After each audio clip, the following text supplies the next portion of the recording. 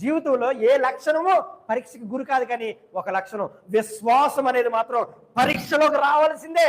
నీ విశ్వాసం నిలబడుతుందా? పౌలు ఖడ్గం చేత చంపబడ్డాడు, శిరస్సాంతం తల పోగొట్టుకున్నాడు, ఖడ్గంతో నరికేశారు ఆయన్ని.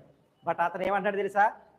నేను నా విశ్వాసాన్ని కాపాడుకుంటాను, తల పోగొట్టుకున్నాను, పర్వాలేదు. అంటే ఏదైనా పోగొట్టుకో, కానీ నీ విశ్వాసాన్ని మాత్రం నువ్వు పోగొట్టుకోకూడదు. పౌలు చెప్తున్నాడు, నా విశ్వాసాన్ని కాపాడుకుంటుని, నేను నా పరుగు కడముట్టించితిని. నీ విశ్వాసం నీ పరుగు కడముట్టే వరకు నువ్వు కాపాడుకోవాలి. ఆసక్తి కలిగిన హృదయం నీకు ఉన్నట్లయితే, ఆసక్తి లేని హృదయాలు బోల్డున్నాయి, అందులో నీ హృదయం కూడా ఉందా? బట్ ఆ హృదయం పనికిరాదు ప్రభువుకి.